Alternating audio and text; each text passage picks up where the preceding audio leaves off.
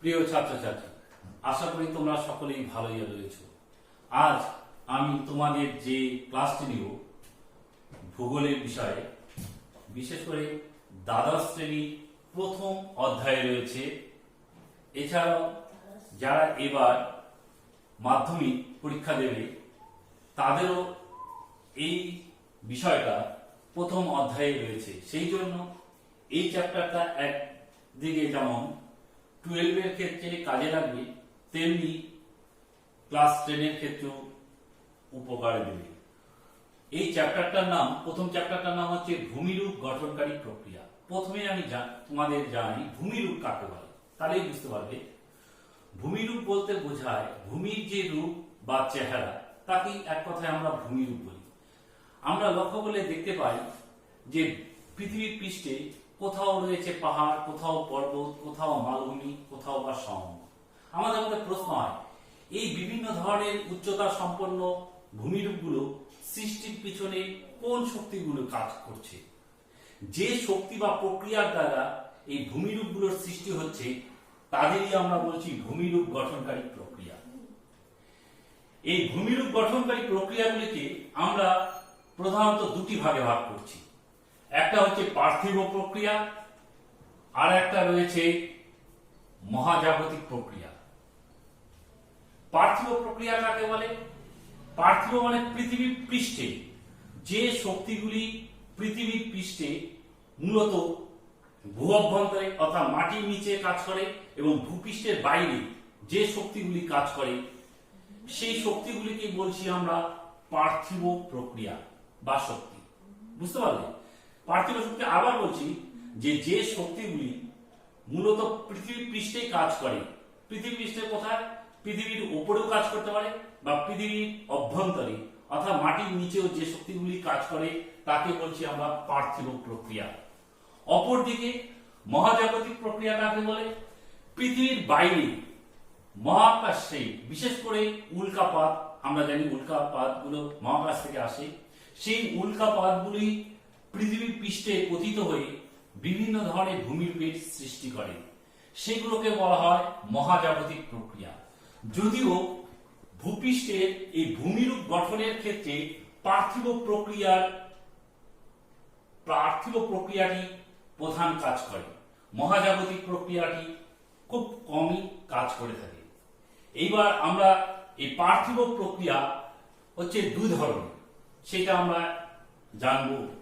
একটা হচ্ছে অন্তর্জাত প্রক্রিয়া, আর একটা রয়েছে বহির্জাত প্রক্রিয়া। এই দুটো হচ্ছে পার্থিব প্রক্রিয়া। অন্তর্জাত প্রক্রিয়া নিশ্চয়ই বুঝতে পারছো, পৃথিবীর অভ্যন্তরে কাজ করে এরা, অর্থাৎ মাটির নিচে কাজ করে, এবং এই প্রক্রিয়াগুলি পৃথিবী পৃষ্ঠের বিভিন্ন ধরনের প্রধান ভূমিরূপগুলো সৃষ্টি করে। এই প্রক্রিয়াগুলি সম্বন্ধে আমরা ক্লাস 10-এও পড়েছি এবং একাদশ শ্রেণীতে পড়েছি, এবং এই প্রক্রিয়ার ফলে সৃষ্ট ভূমিরূপগুলো আমরা যে ভাত, চ্যুতি, ভূমিকম্প, অগ্ন্যুৎপাত, এই পার্থিব প্রক্রিয়ার যে শক্তিগুলো, এগুলো সম্বন্ধে আমরা ক্লাস 10 এবং 12-এ জেনেছি। এইবার আমাদের 11-এ জেনেছি।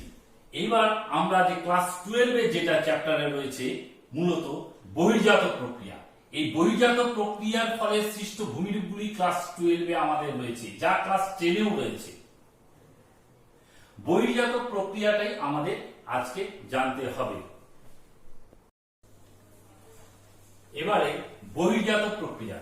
বহির্জাত প্রক্রিয়ার মধ্যেই কথাটার মধ্যে লুকিয়ে রয়েছে, বহির্জাত মানে কি? বাইরে, পৃথিবী পৃষ্ঠের বাইরে যে শক্তিগুলি কাজ করে। কোন শক্তিগুলি কাজ করে? পৃথিবী পৃষ্ঠের বাইরে কিছু কিছু স্থিতিশীল আর কিছু কিছু গতিশীল প্রাকৃতিক শক্তি কাজ করে। স্থিতিশীল শক্তিগুলো কি কি?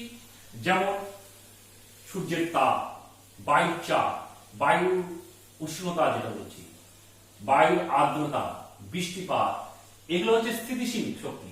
আর গতিশীল শক্তি যেমন নদী, হিমবাহ, বায়ু, সমুদ্র তরঙ্গ। এই গতিশীল শক্তি এবং স্থিতিশীল প্রাকৃতিক শক্তির সমন্বয় ভূপৃষ্ঠের বাইরে ভূমিরূপের যে পরিবর্তন সাধন করে তাকেই বলছি আমরা বহির্জাত প্রক্রিয়া। এই বহির্জাত প্রক্রিয়া কতগুলি বৈশিষ্ট্য রয়েছে। যেমন 1 নাম্বার, এই বহির্জাত প্রক্রিয়া বা শক্তিগুলি একমাত্র ভূপৃষ্ঠের বাইরেই কাজ করে। 2 নাম্বার, বহির্জাত প্রক্রিয়াগুলি কিছু স্থিতিশীল হয় শক্তির দ্বারা কাজ করে, কিছু গতিশীল শক্তির দ্বারা কাজ করে। 3 নাম্বার, বহির্জাত প্রক্রিয়াগুলি ভূমিরূপের ভাস্কর্যের সৃষ্টি করে। কিরকম? ধরো অন্তর্জাত প্রক্রিয়ার ফলে ভূপৃষ্ঠের উপর একটা পাহাড় সৃষ্টি হলো, আর বহির্জাত প্রক্রিয়া সেই পাহাড়ের উপর বসে নদীর দ্বারা বা হিমবাহের দ্বারা ক্ষয় করে সেই পাহাড়ের মধ্যেও কোথাও পরি, কোথাও সাপ, কোথাও পিরামিড চূড়া, কোথাও জলপ্রপাত, কোথাও ভি আকৃতি উপত্যকা, কোথাও ক্যানিয়ন, বিভিন্ন ধরনের ভূমিরূপের সৃষ্টি করে। তাহলে বহির্জাত প্রক্রিয়াগুলির মূলত কাজ যে অন্তর্জাত প্রক্রিয়ার ফলে সৃষ্ট ভূমিরূপটির উপর বসে সেই ভূমিরূপটির উপর যে চিত্রকলা বা ভাস্কর্যের সৃষ্টি করে হচ্ছে বহির্জাত প্রক্রিয়া। এই বহির্জাত প্রক্রিয়া 3টি পদ্ধতিতে ভূপৃষ্ঠে সম্পন্ন করে। একটা হচ্ছে অবরোহণ, আরোহণ আর জৈবিক। এই 3টি পদ্ধতির দ্বারা আমরা ভূপৃষ্ঠের উপর এই বহির্জাত প্রক্রিয়াগুলি কাজ করে। প্রথমে আসি অবরোহণ। অবরোহণ প্রক্রিয়া বলতে কি বোঝায়?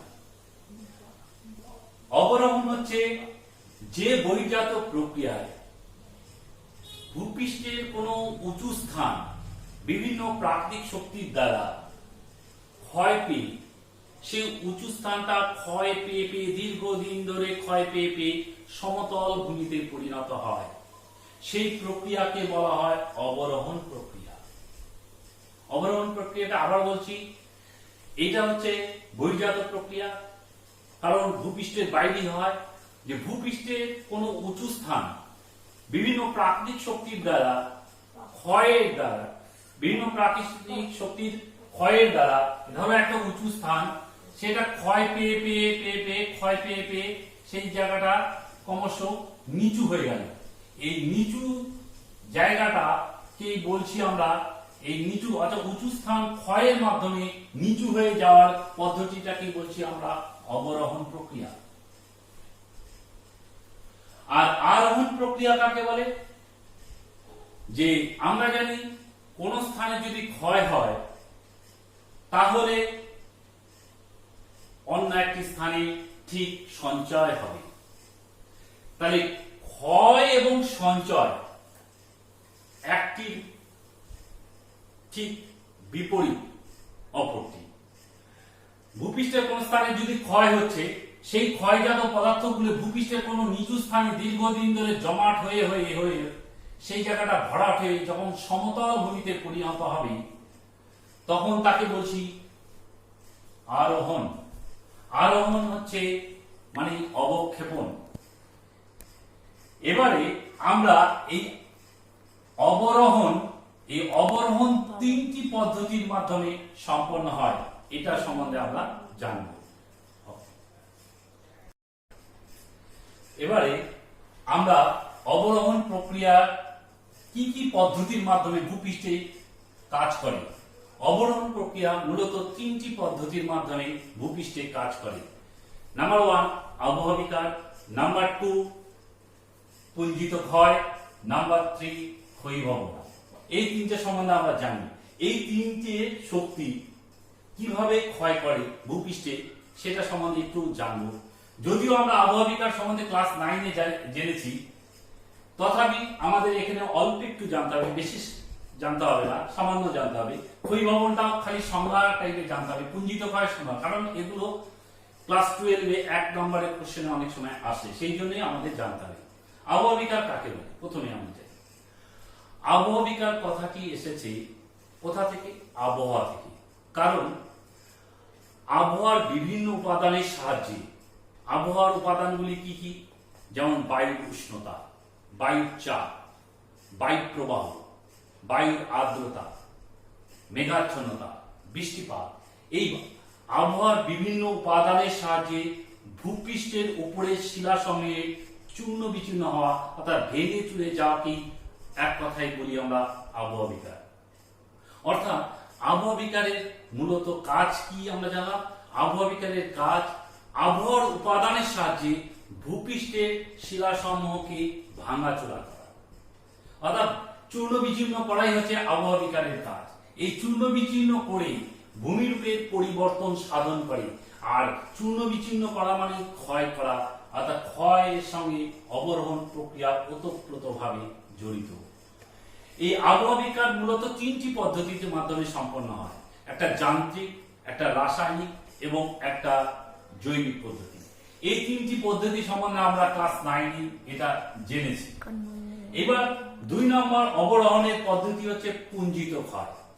আবহাওয়া বিজ্ঞানের ফলে যে সকল চূর্ণ বিচূর্ণ পদার্থগুলো ভেঙে চুরে পড়ে থাকে, সেই সকল পদার্থ সমূহ পুঞ্জিত ক্ষয়। মূলত একটা জিনিস জেনে রাখো, পুঞ্জিত ক্ষয় প্রধানত পার্বত্য অঞ্চলে অধিক দেখা যায়। কারণ যে পার্বত্য অঞ্চলে সেই চূর্ণ বিচূর্ণ আবহাওয়া বিজ্ঞানের ফলে যেগুলো ভেঙে চুরে গেল, সেই ভেঙে চুরে পদার্থগুলো যখন শুধুমাত্র মাধ্যাকর্ষণ শক্তির দ্বারা পর্বতের ঢাল বরাবর উপর থেকে নিচের দিকে পতিত হয়, তখন তাকে বলা হয় পুঞ্জিত ক্ষয়। অর্থাৎ পুঞ্জিত ক্ষয়ের মধ্যে একটাই শক্তি কাজ করে, সেটা হচ্ছে মাধ্যাকর্ষণ শক্তি।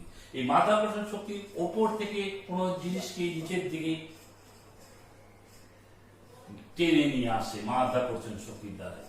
তাহলে একে বলছি আমরা পুঞ্জিত ক্ষয়। তাহলে উপর থেকে নিয়ে আসলো ক্ষয় করে, এটাও ক্ষয়ের সঙ্গে যুক্ত। নাম্বার 3 হলো ক্ষয়ীভবন। ক্ষয়ীভবনটা কি? যে আবহাওয়া বিকারের ফলে ভূপৃষ্ঠের, আবহাওয়া বিকারের কাজ কি? ভূপৃষ্ঠের শিলাসমূহকে চূর্ণ বিচূর্ণ করা। সেই চূর্ণ বিচূর্ণ পদার্থগুলো যখন বিভিন্ন প্রাকৃতিক শক্তির দ্বারা যখন এখানে ধরো ভেঙে চলে গেল, এখানে ভেঙে চলে গেল, এই ভাঙাচোরা পদার্থ চূর্ণ বিচূর্ণ শিলাসমূহ যখন নদী, হিমবাহ, বায়ুর দ্বারা এইখান থেকে অন্যত্র অপর একটি স্থানে এসে সঞ্চয় করছে, অর্থাৎ যে প্রক্রিয়ার দ্বারা বা যে শক্তিগুলির দ্বারা সেই চূর্ণ বিচূর্ণ পদার্থগুলো এক স্থান থেকে অন্যত্র অপসারিত হচ্ছে, তখন তাকে বলা হয় ক্ষয়ীভবন। অর্থাৎ ক্ষয়ীভবনের সঙ্গে অপসরণ ক্রিয়া যুক্ত। আর আবহাওয়া বিকারের সঙ্গে কিন্তু কোনো অপসরণ ক্রিয়া যুক্ত নয়। আবহাওয়া বিকারের একটাই কাজ, সেটা হচ্ছে শিলাকে ভাঙাচোরা করা। আর ক্ষয়ীভবনের কাজ সেই চূর্ণ বিচূর্ণ শিলাসমূহকে সেই স্থান থেকে অন্যত্রে অপসারিত করা।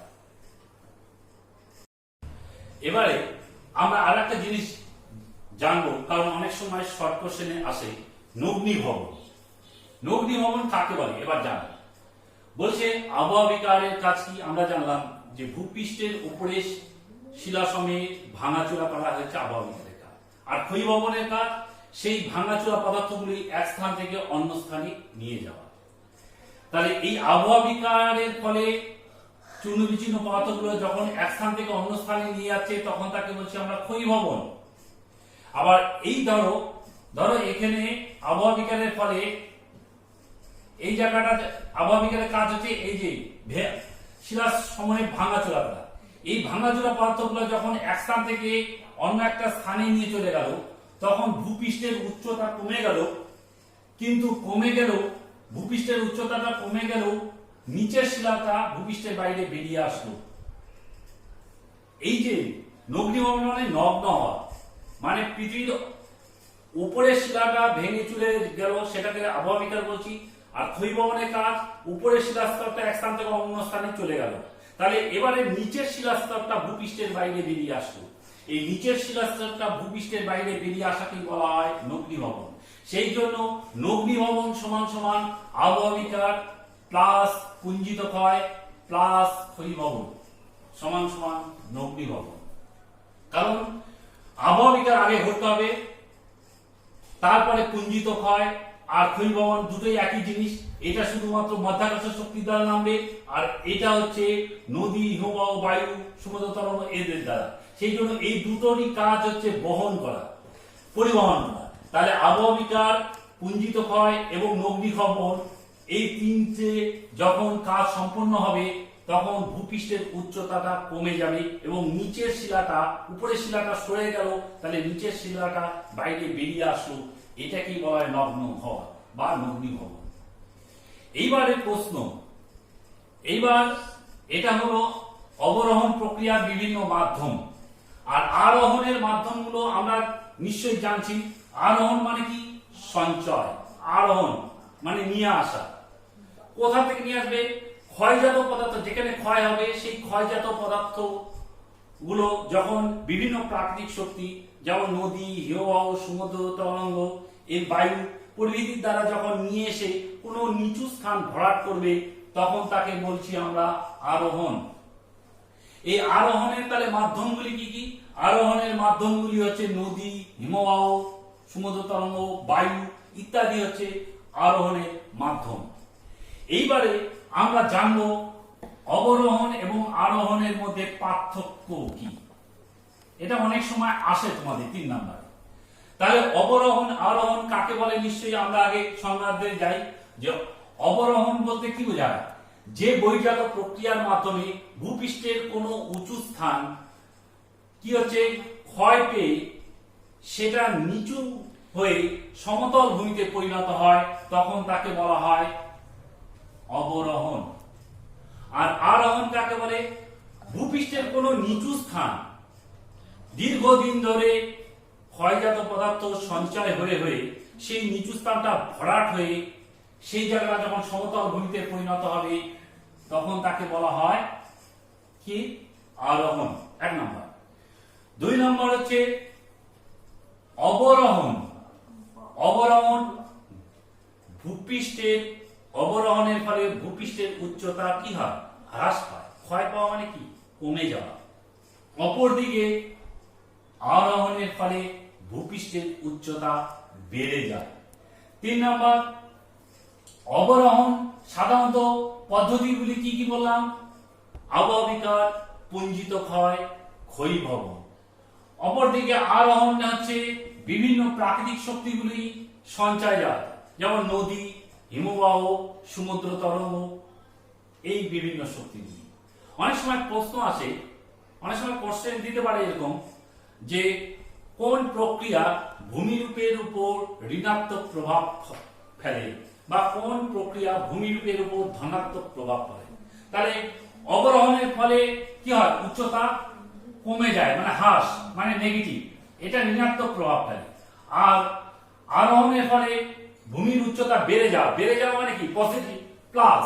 সেই জন্য অনেক সময় ঘুরিয়ে কোশ্চেন দিল কোন প্রক্রিয়ার ফলে ভূমিরূপের উচ্চতা বৃদ্ধি হয় বা কোন প্রক্রিয়ার ফলে ভূমিরূপের ঋণাত্মক প্রভাব ফেলে, ভূমিরূপের উপর ঋণাত্মক প্রভাব ফেলে, কোন প্রক্রিয়া? তাহলে ঋণাত্মক প্রভাব ফেলে অবরোহণ আর ধনাত্মক প্রভাব ফেলে আরোহণ। তাহলে তোমরা এই দুটো পার্থক্য নিশ্চয়ই বুঝলে।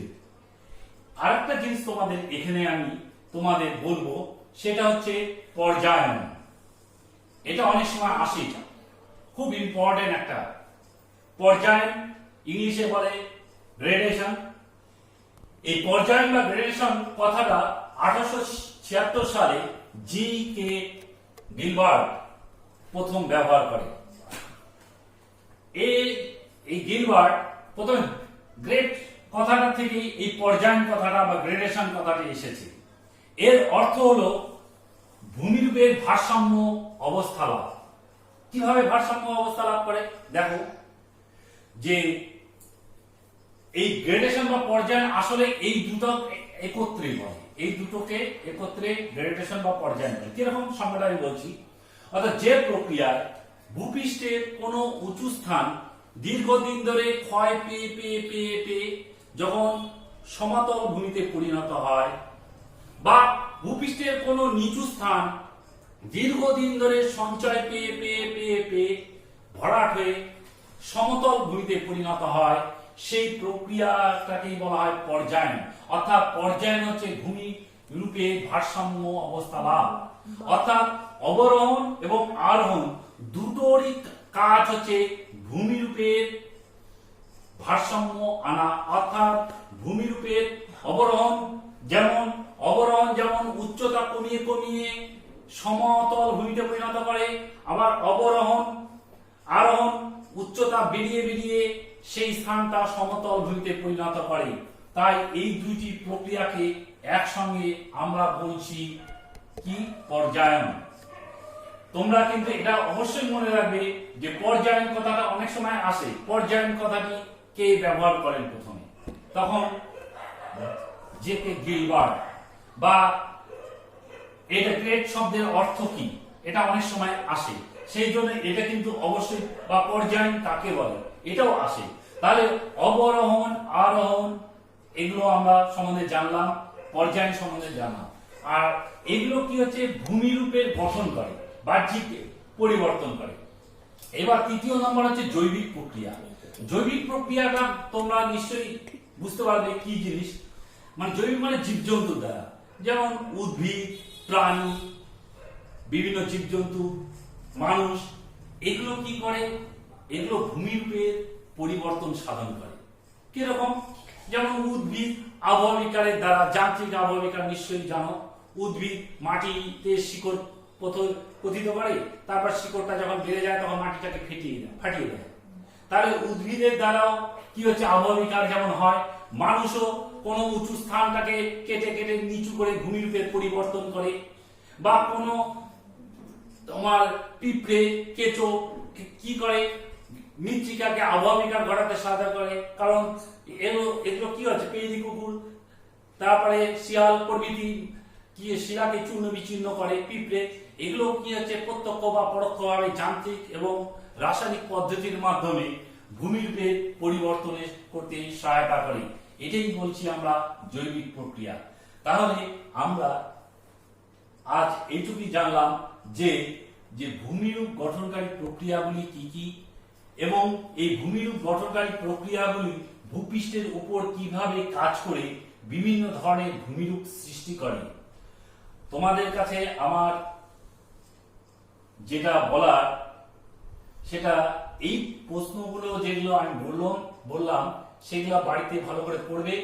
পড়ে এখান থেকে বিশেষ করে শর্ট কোশ্চেন তোমরা নিজেরাই খাতাতে তৈরি করবে, করে সেগুলো আমার নাম্বারে পাঠাবে। এই বলে এখানে শেষ করছি। থ্যাংক ইউ, ভালো থাকবে।